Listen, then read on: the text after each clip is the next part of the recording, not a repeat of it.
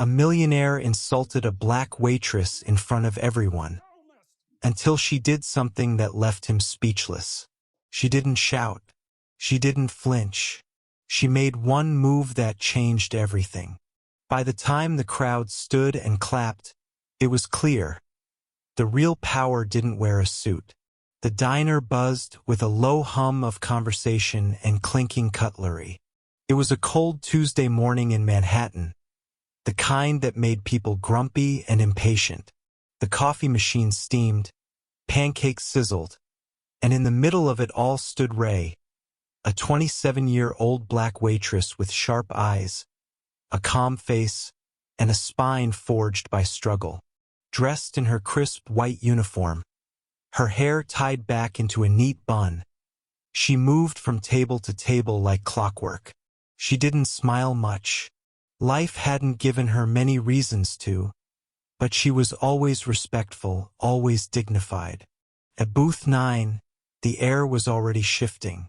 A white man in a tailored navy suit, Rolex peeking from under his cuff, slammed his coffee down on the table. "Excuse me," he barked. "Is this sludge what passes for coffee here?" Raina took a slow breath before turning. "Good morning, sir. Would you like a fresh cup?" He scoffed. "A fresh cup? What I'd like is for someone who can actually do their job to serve me." A few heads turned. Some customers froze mid-bite, but Raina didn't flinch. She had heard worse. She'd been called names in this very diner. Once someone had left her a note that read, "You people should know your place." She knew the city could wrap its racism in expensive ties and briefcases. Still, she nodded. "I'll bring you a fresh one, sir." No. You know what I want." The man growled louder, now rising from his seat. "I want to know how a place like this hires someone like you." Now the diner was silent. Even the kitchen noise seemed to fade. Ray stood still, her fists clenched behind her back, nails digging into her palm. He continued, "You people always act like the world owes you something. You think wearing that uniform makes you part of society." Her lips parted, but no words came. "Not yet." He wasn't finished. "You're just a waitress. Nothing more. Probably can't even spell customer service." "My dog shows more discipline." A murmur rippled through the room. One older woman gasped. A man in a flannel shirt looked like he was about to stand up, but Raina held up a hand without even turning. Still calm, still poised. She looked the man straight in the eye now. Her voice didn't tremble.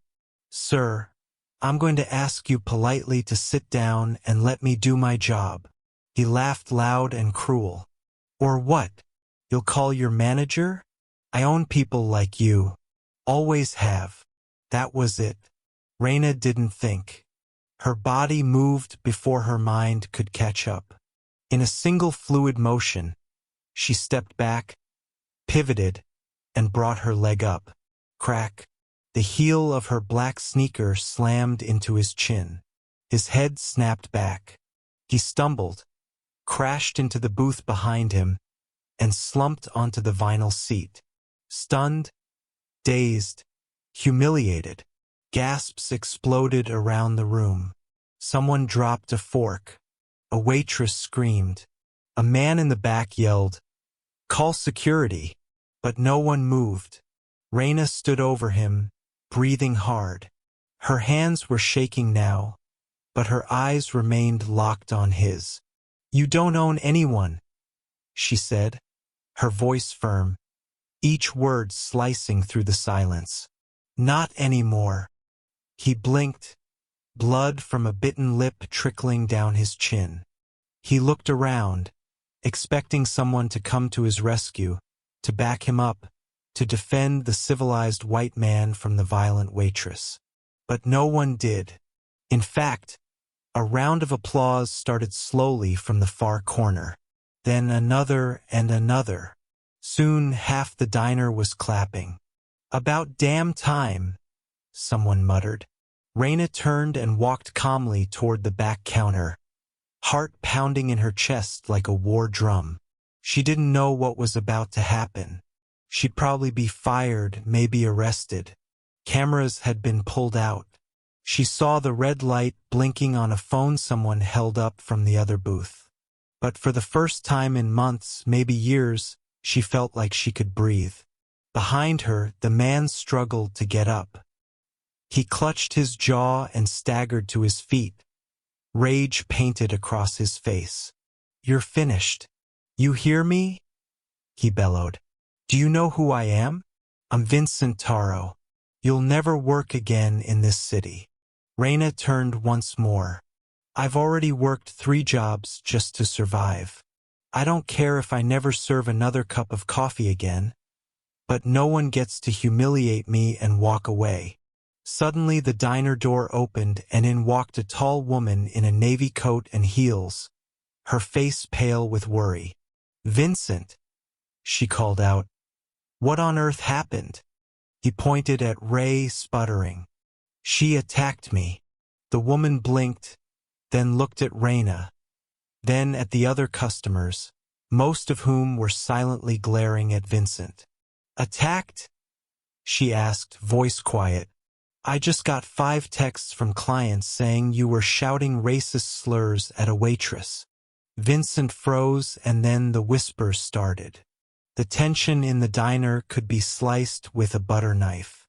Vincent Taro, still nursing his pride and his jaw, turned slowly toward the woman who had just walked in. His executive assistant, Vanessa. She was known in corporate circles as poised, intelligent, and ruthlessly efficient. Her sudden appearance caught everyone off guard. "I asked what happened," Vanessa repeated, this time more sternly. Vincent straightened, trying to regain control.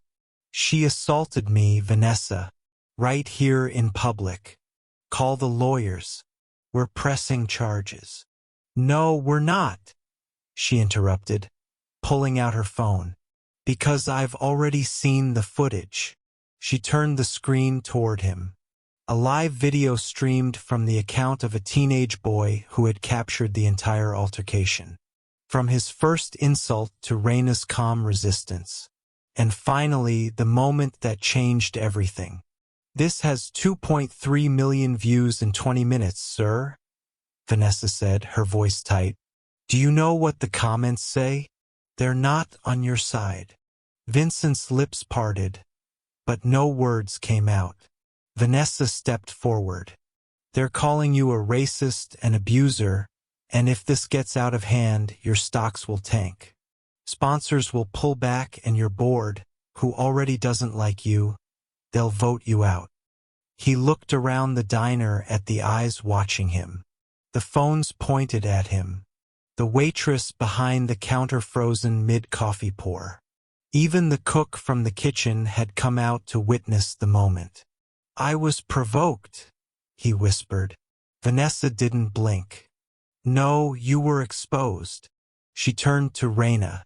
"Now, I'm sorry for what happened to you, and on behalf of our company, I want to speak to you privately if you're open to it." Raina's throat tightened. "I'm not looking for money," she said softly. "I'm just tired of being treated like I'm disposable."